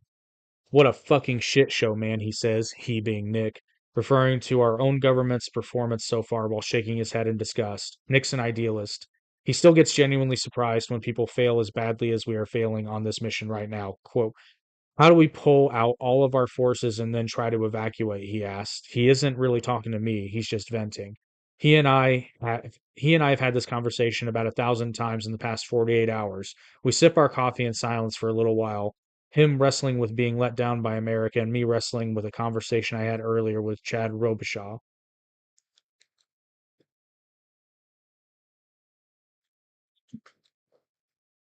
So once again, that's Tim Kennedy's autobiography, Scars and Stripes. Highly recommend you buy it. It's a killer book. Just like I was a fan of Tim Kennedy before I read the book, and yeah. Some more foreign policy highlights from Biden. I promise we're almost done, but you can pause anytime. Biden increased sanctions and signed several Ukrainian aid packages after Russia's invasion. Again, we're getting into the realm of we'll never really know. I'm in the camp, honestly, that if the botched pullout of Afghanistan had not happened, whether they didn't pull out at all, or at least they pulled out with some measure of intelligence, um, that I don't think the Ukrainian invasion would have happened. I don't. But again, we'll never know. So we can't really hold it against him because we'll never know. Uh, par for the course. Biden revoked the Houthis as a terrorist group, reinstated after they attacked shipping in the Red Sea. Well, who could have seen that coming? Biden also allowed Iran access to $10 million by temporarily lifting sanctions. Okay, again, because I know somebody's going to argue this at some point. Yes, I understand that there were strings attached to that money. They could only use it for food and medicine. Here's the thing, though. Let's say you have a country, and let's say this country is Shmiran, and Shmiran is known to have several terrorist group proxies that they fund and train. And let's say that they have an annual budget of $10 million that they spend on food and medical supplies for their people, allegedly. Now, let's say that they're spending this money anyway on food and medical supplies. So let's say that they get $10 million from a third party, but that third party tells them, well, you can only spend this money on food and medical supplies. Shmiran is probably going to say, cool, we'll just take the 10 million we were going to spend out of our own pocket and send that to other areas.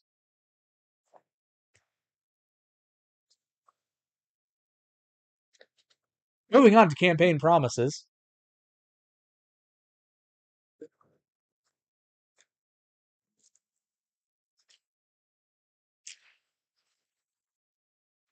So some, again, not all, because everybody makes a lot of campaign promises, but these I feel and I believe are the heavy hitters. Trump promised a U.S. Mexico border wall. This promise was somewhat kept. Built wall, but nowhere near the promised scope, and Mexico did not pay for it. He also vowed to repeal and replace Obamacare. Nothing. He promised tax cuts. Kept this for the vast majority of Americans. They saw lower taxes. He also promised to pull the USA out of the Paris Climate Accords. He did. He promised to appoint conservative judges. He delivered in spades, placing 3 conservative justices on the Supreme Court and several throughout various lower courts.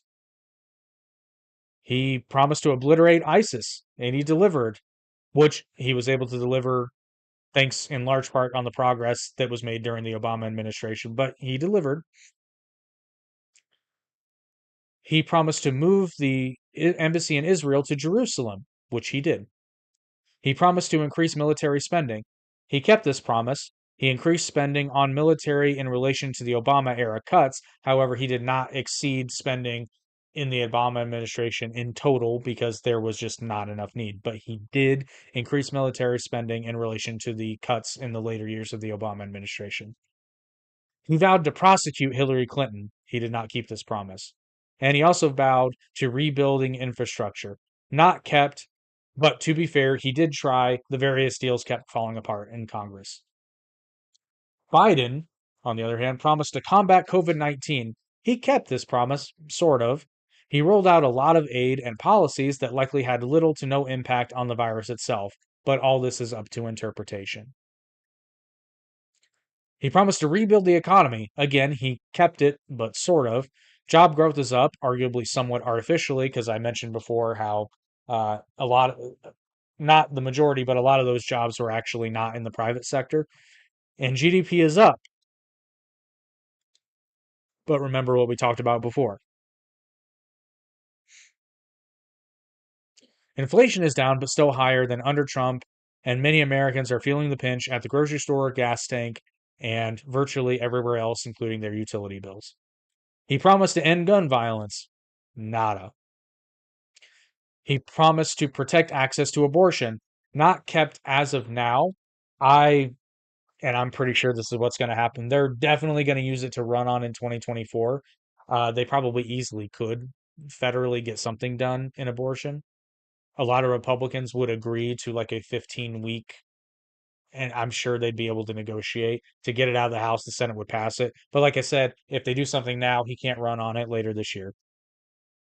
He promised to cancel the Keystone XL pipeline and rejoin the Paris Climate Accords. He kept those promises. He promised to end the war in Afghanistan. He kept that promise. He promised also to appoint the first black woman to the Supreme Court. He kept that promise. Whether or not you agree with them, he kept them. Legal issues. So Trump has a lot of court cases going on, including but not limited to. There was the Trump University civil suit. There's the defamation and sexual assault cases with E. Jean Carroll, 2 separate cases dealing with the same person, although the defamation suit stemmed from conduct during the sexual assault. suit, which again, I remind everyone, it was not a criminal suit, it was a civil suit. He also had the civil, um, what would you call that? The civil real estate suit where he was accused of inflating his property values. Wow, this has been going on a lot longer than I intended it to. Sorry. And then he's got the criminal cases, of course, the election interference federal case, the election interference and racketeer RICO case in Georgia, which are still ongoing. I'm missing, oh, the classified documents case in Florida, which that's going to lead us to Joe Biden, who also has a classified document case, although his is pretty much resolved. And because he's an old man with a bad memory, the Justice Department elected not to press charges further. Biden's biggest legal woes, although they haven't really come home to roost yet, are his alleged involvement in businesses with his son, Hunter Biden, including but not limited to negotiating with foreign nationals and using his influence to further his son's career and taking money because of it. So that remains to be seen. And then, of course, just Hunter Biden in general makes Joe Biden look bad. What's interesting about Biden's classified documents case is there were documents found in more places, but other than that, the case between him and Trump, the case between him and Trump are actually eerily similar, both of which saying that they didn't, and then when they got caught, it came out later on tape for both of them waving around classified documents, knowing full well that they are classified documents and sharing them with ghostwriters. So that I found particularly amusing. And then the final section. Oh no, not the final section. I'm sorry. The next section, we're almost done though, I promise, is immigration. So Trump, his immigration record, 472 executive actions on immigration. He added to the border wall, but was largely stopped in his efforts. He brought out the Remain in Mexico policy, which a lot of people were fans of. I personally am not. Not so much the sentiment, but what could possibly happen as a result of it. Again, immigration is a really, really complex and complicated issue. Um, but fans liked it. Hmm. Trump Trump instigated. Trump had Title 42, which basically I believe it was just using COVID as an excuse to be able to expel people from the United States. He had a temporary travel ban from people from Yemen, Syria, Sudan, Somalia, Libya, Iraq, and Iran, which many people dubbed the Muslim ban. But all these countries were on a watch list from the previous Obama administration. He just restricted travel. And to be fair, he would have extended that further, but he was stopped, basically. And he set a record low limit for refugees allowed into the U.S. Now, Biden's immigration record high monthly migrant encounters at the southern border hit an all-time high under Biden in December 2023 at 302,000. He reversed all Trump era policies in regard to immigration. He added he did add to the border wall construction, citing quote imminent need. But again, he tried to pass that off as saying he had to spend the money. He could have actually spent that money, or at least, if I'm not mistaken, he could have spent that money on upkeep of the current wall, but he used it to build new wall. He launched an app to help migrants streamline processing before arriving at the U.S. border, which I think is great. But apparently, migrants have reported issues with the app, which that's because the government made it. So,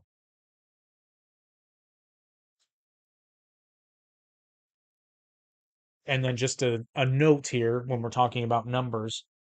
So, starting in March 2020, monthly totals began including apprehensions and expulsions, not just not just apprehensions at the border. So, from March 2020 to now, Trump's highest number of apprehensions and or expulsions was 132,000 in a month was 132,856. His lowest was 16,182. Again, his numbers are lower if you look them up, but prior to March 2020, they did not include apprehensions and expulsions. So that was his lowest after the new numbers were tallied. Biden's highest was 302,034, which we mentioned in December of 2023. Biden's lowest number of encounters and or expulsions was 101,099. Somehow, Biden is blaming the immigration policies on Trump. And we got a comment from Justin. Whether or not you agree with the charges, what do you think will become of America's reputation and soft power internationally if he loses his cases and wins the election? So my theory, Justin, is that so here this is kind of a complicated answer. So I'm not one of those people that think this is only a witch hunt, like with the notion of having a criminal president. It depends, honestly, for me. It depends on what case he's found guilty in, but here's what I think is going to happen. I think for the most part, the civil suits are kind of irrelevant because a civil suit doesn't necessarily mean someone's guilty. There are different standards of burdens of proof, not standards. There are different standards of evidence and burdens of proof. A lot of civil cases, they're complicated, and he's appealing all of them, by the way. And those aren't going to resolve before. Those are not going to be resolved before the election. Even if he's found guilty in Georgia, he can always point to the fact that his prosecutor had a conflict of interest, which I don't care how you slice it. She did. She did. Well, our district attorney, not prosecutor, but she did. She got found out having an affair with. She had an affair with somebody, then hired them to work the case, and then paid them exorbitant amounts of money. So that even on the level looks bad. Now, that's not to say Trump didn't do anything wrong. He certainly did. But they have to prove that he did those things because I read the whole affidavit. They have to prove that he did these things. If he did do these things, these are very bad things. But I can also say this, and I think this is what Trump would do in this case. Let's assuming that Trump loses, he can always come out and say, well, the whole system, it's corrupt. The whole thing's corrupt. So I did the only thing I could do because when the law is corrupt, you have no choice but to break the law, even though he denied breaking the law, but that's what Trump does. But again, that case isn't going to be resolved prior to the election. And what I think is going to happen is I think if Trump wins, the vast majority of these cases are going to be done away with because if they can't prevent him from being president, they have no reason to keep pursuing them. If Trump loses, I think the vast majority of these cases are going to go away because if Trump is not president, they have no reason to keep pursuing them. That's what I think is going to happen.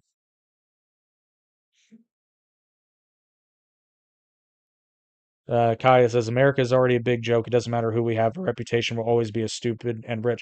It's funny you say that because that I don't think that's actually true. And the reason I say that is because a lot of times you cannot judge people based on what they're saying. You judge them based on what they're doing. Um, a lot of times it's kind of cliche internationally to make fun of the United States, but the vast majority of those countries' militaries are paid for or directly supported by the United States. So if it gets really bad, we can just say fuck y'all, and then we'll see how quickly that tune turns. And when it comes to international perception, personally, I think as much as Trump was kind of lampooned and joked at, he did a lot of really good things. And actually, one thing I forgot to mention, which he gets made fun of a lot for this, was he made the Space Force its own branch of the military. I don't know why people are making fun of him for that because that's fucking genius. Because think about this from a military perspective. If you control Earth's orbit, you control Earth. It's as simple as that. And it makes sense for space to be separate because originally the Space Force existed, but it was part of the Air Force. And I just love the fact that it's very reminiscent to the Star Trek logo. I love that the symbol for the United States Space Force. So I don't know why people again Trump should have gotten a Nobel Peace Prize for the Abraham Accords. So I think it's kind of hard to make fun of somebody internationally when they've brokered the largest peace deal arguably ever in relation to Israel. And the fact that even after the October 7th attack, those deals are still in place. And it looks as though Saudi Arabia and Israel are actually going to sign a deal eventually. Saudi Arabia is probably waiting to see what happens. But from what I understand, it seems like both sides really want to make that deal. And there's another country, and I cannot remember for the life of me who's at the negotiating table now. Jordan, I think, maybe. And let's not forget, Jordan and Saudi Arabia were both part of operations to shoot down those drones and missiles that were shot from Iran. Jordan and Saudi Arabia both participated in that, shooting down the Iranian armaments. So that's something. Jordan and Iran and Saudi Arabia participated in defending Israel. Just saying. And it sure it may be an enemy of my enemy is my friend sort of thing. Okay, but why should we be controlling Earth in the first place? For I'm okay, so I should have said that differently. What I mean is security. So like let's say the United States has control over Earth's orbit, militarily speaking. So that means that if somebody fires missiles, intercontinental ballistic missiles or nuclear weapons, let's say, and we have the ability to neutralize those things above the atmosphere, you cannot attack the United States or our allies. You can't. You cannot do it. It is not possible. And before you say, well, the United States shouldn't have that power, keep in mind the United States had atomic weapons first. And yes, we used them first, but after that, and for a while, we had the capability and we didn't use them. So that's worth pointing out. And again, I've traveled to different countries. A lot of countries, the citizens at least, actually really like the United States. There's a reason we're still the largest cultural exporter, meaning of like entertainment, pop culture, that kind of stuff.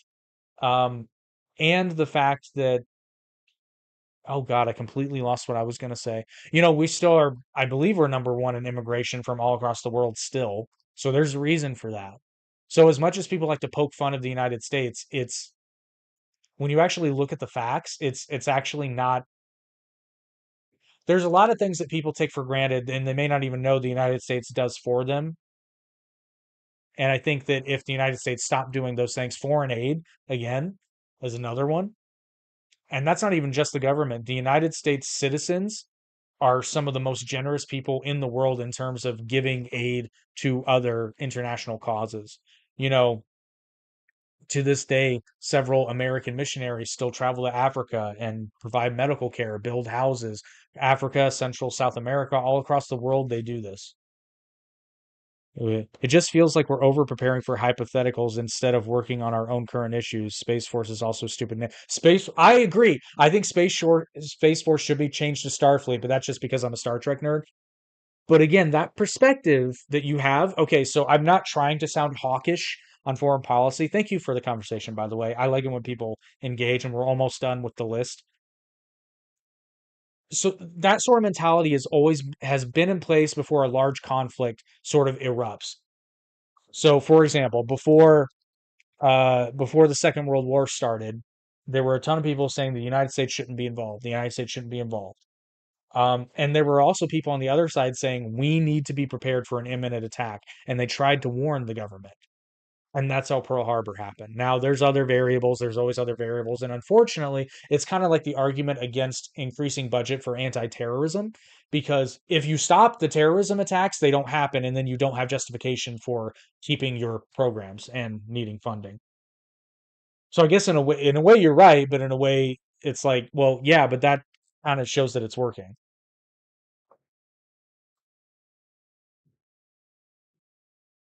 Yeah, and Justin says, I find you can find something in common with anybody. Like I've previously mentioned, I can't stand Matt Walsh, but we have had similar opinions on airplane etiquette, for example.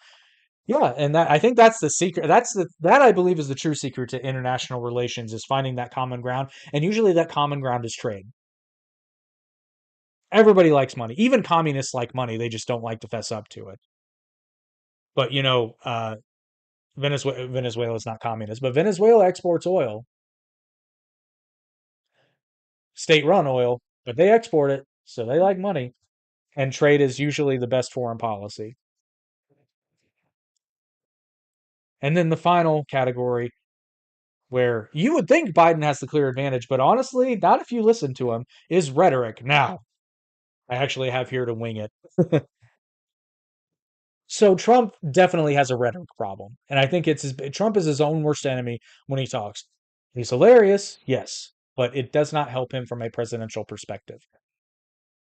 I agree that Trump's biggest problem throughout his entire candidacy, presidency, all of it is his rhetoric because he just can't stop tweeting.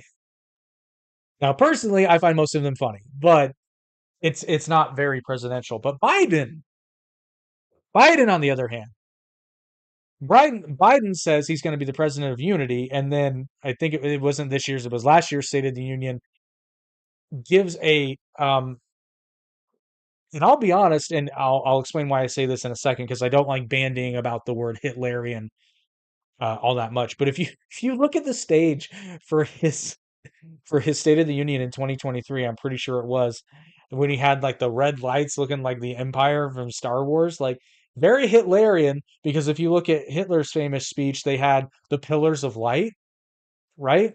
It looked very similar, and says he's going to be the president of unity many years in a row, and then gets up there and literally picks a fight with the other side. I mean, I don't know if you watched his 2024 State of the Union, but literally after saying, "I'm president for red states, blue states, just the United States," and he says, then he literally gets up there and picks a fight with Republicans in the audience, like immediately after. Immediately after, he's like, "Oh!" At some point, I think he made a joke about being surprised that they were able to read. And I'm just like, that doesn't really sound like the president of unity, if you ask me. Obama played that off way better. Like Obama was way more. Obama is probably the most presidential guy that's been in office in my lifetime. I'm not going to say he's the most, but the guy could talk. Give credit where credit's due. The guy could talk. Won a Nobel Peace Prize for dropping more bombs than any other president in U.S. history, but he could talk and he could pull off a tan suit. But yeah, so both of these guys suck at rhetoric. And I think it's Shane Gillis who pointed out that Biden is like Trump's kryptonite because Trump just gets out. He's like, Biden is an empty head. There's nothing going on. There's nothing on in there. And Joe Biden's just, where am I? I don't know where I am. Shouldn't have an extra pressure. And like Trump does that to get a rise out of people. Biden, and this is Shane Gillis, not me. But then Biden doesn't know what the fuck's going on. So it's great. But yeah, so I don't think either one gets a clear win. Biden will probably get Biden probably has a slight edge on rhetoric, generally speaking, because he's not as polarizing, but he's actually about just as bad, but in a very different way. It's like you kind of expect it from Trump, but when Biden pulls something like that, you don't expect it. So it tends to stick a little bit more. Because I remember when Trump was president, it'd be like you literally wake up and be like, "Oh, what did Trump say today?" It was kind of like it was part of the news cycle, right? And it's also worth noting, like, again, I'm not a huge conspiracy theorist, but I think it's undeniable. The media covers Biden as much as they possibly can, whereas they were gunning for anything Trump said or did that could be taken even slightly in a bad way. They reported it all over. So, well, that is that. I went for way longer than I intended, which tends to happen on these solo specials. But I hope you enjoyed it. Please check out the Average Intelligence podcast. We need help getting our watch time up, so watch those long form videos, like, share, and subscribe, please. And check out the video clips, shorts too, but the video clips contribute to watch time. We've exceeded our subscriber count. We're always happy to have more of you join us, but we need to get that watch time up. So please help us out with that. And we got a lot of content, so pick what you like. You don't feel like you have to go through and watch everything, although we would really appreciate it. And then support our sponsors that help us make this podcast great. We hope to get more. And leave in the comments below, which one do you think is worse, Trump or Biden? You don't even have to be an American. Justin, who do you think is worse, Trump or Biden? I think we've actually had this conversation. And like I said, I want to make that happen on the Arte podcast. You and my other friend in Toronto, I want to have both of you guys on and just get that perspective because I think it would be great. And next week, we will be unveiling the new guest host for the Average Intelligence podcast going forward until my cohort Eric is fully recovered. But until then, thanks for watching and have a pleasant evening and a happy 2024. Bye. Oh, Justin says, God, I dislike them both, but for very different reasons. Yeah, I agree. And that's the funny thing. So before I say goodbye, it's funny that you say that because if you watch like the news media in the United States, like Biden clearly has an advantage, but and granted, I live in a very red state. Most people that I talk to are just unhappy, generally speaking. Yeah, most people are unhappy with both, and I'm one of those people. I'm one of them. Don't really like either. Trump has funny hair, look kind of orange, and Biden just stares off into space and doesn't know what he's doing and yells for no reason. Something. Anyway, thanks for watching, guys. Have a good one. Oh, geez, people keep commenting. It's the rematch no one wanted. I know, right? That's very true. It's very, very true. Nobody wanted this rematch at all. But like I said, I'm going to say goodbye now before we get to 2 hours on this thing. This is supposed to be less than an hour, by the way.